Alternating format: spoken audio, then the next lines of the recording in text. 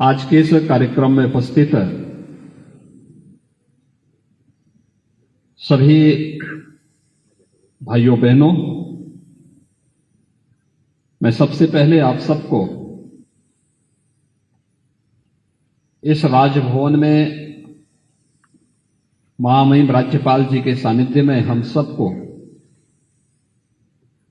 गुरु तेग बहादुर जी महाराज के 401वें इस महान प्रकाश पर्व के आयोजन में भागीदार होने का सौभाग्य प्राप्त हो रहा है। मैं इसके लिए आप सबको बधाई देता हूं, पूरे प्रदेशवासियों को बधाई देता हूं और महामहिम राज्यपाल जी को हृदय से आभार व्यक्त करते हुए पंजाबी अकादमी को इसके लिए हृदय से धन्यवाद देता हूं कि उन्होंने एक कार्यक्रम राजभवन के इस प्रांगण में किया है।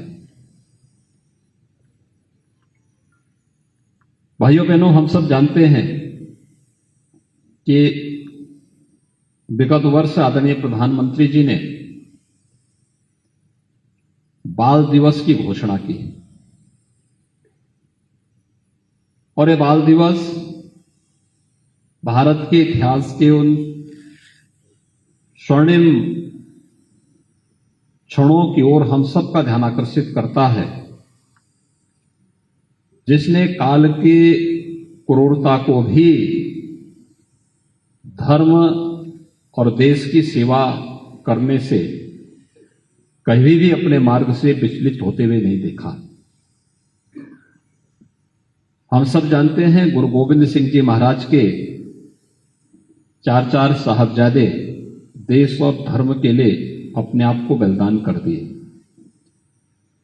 लेकिन उन्हें जो सम्मान मिलना चाहिए था, जिसका वो हकदार थे, या पहली बार हुआ जब प्रधानमंत्री मोदी जी ने बाल दिवस की घोषणा करके भारत की वर्तमान पीढ़ी को देश और धर्म के लिए किस भाव के साथ हमें कार्य करना है, इसकी एक नई प्रेरणा प्रदान की।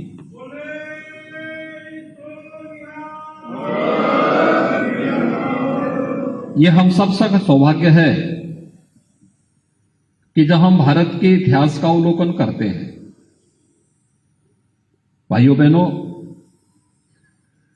विकास की बात बहुत होती है और विकास के साथ हमें सतत रूप से आगे भी बढ़ना चाहिए। दुनिया में जहां कहीं भी प्रगति हुई है, उसको देखना, उसके अनुरूप अपने आप को तैयार करना, ये बुरी बात नहीं है। हम मंगल ग्रह तक की यात्रा आज कर रहे हैं, नए नए अनुसंधान हो रहे हैं, इंटरनेट ऑफ थिंग्स की बात होने लग गई है। आर्टिफिशियल इंटेलिजेंस के माध्यम से दुनिया बहुत आगे बढ़ चुकी है, लेकिन इन सब के साथ हम सबको याद रखना होगा कि इतिहास को विस्मृत करके हम आगे नहीं बढ़ सकते। इतिहास के गौरवशाली क्षण हमें आगे बढ़ने की प्रेरणा प्रदान करते हैं, तो इतिहास की गलतियां भी हमें उसका परिमार्जन करने का एक अवसर भी प्रदान करता है। हम जब किसी कार्य को करते हैं, आज भी ये व्यवस्था है कि उसकी सोशल इंपैक्ट स्टडी कराते हैं। हम समाज अध्ययन से अपने आप को दूर नहीं कर सकते। कहीं किसी भू विशेष का, क्षेत्र विशेष का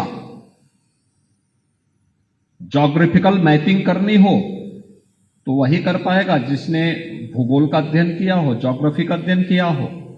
हम उससे अपने आप को अलग कैसे कर सकते हैं? आपने यहां पर भी कीर्तन सुन रहे थे, ये सभी तो हमें भक्ति की धारा के साथ जोड़ने का एक अभिनव प्रयास है, जो हमें भक्ति के माध्यम से हमारे अतीत के साथ जोड़ता है, तो हमारी भारी कार्य योजना को बनाने के लिए भी प्रेरित करता है। ये सभी चीजें जब एक साथ जुड़ेंगी, आगे बढ़ेंगी, तब देश और समाज प्रगति के पथ पर अग्रसर होकर के अपनी भावी योजना को भी बढ़ाता है।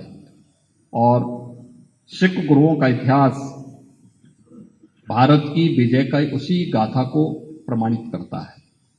गुरु नानक देव जी से विशुद्ध भक्ति की धारा जो प्रारंभ हुई, विशुद्ध भक्ति की धारा जो प्रारंभ हुई, वह जब देश और समाज की आवश्यकता पड़ी तो उसे शक्तिपुंज बनने में भी कोई देर नहीं लगी।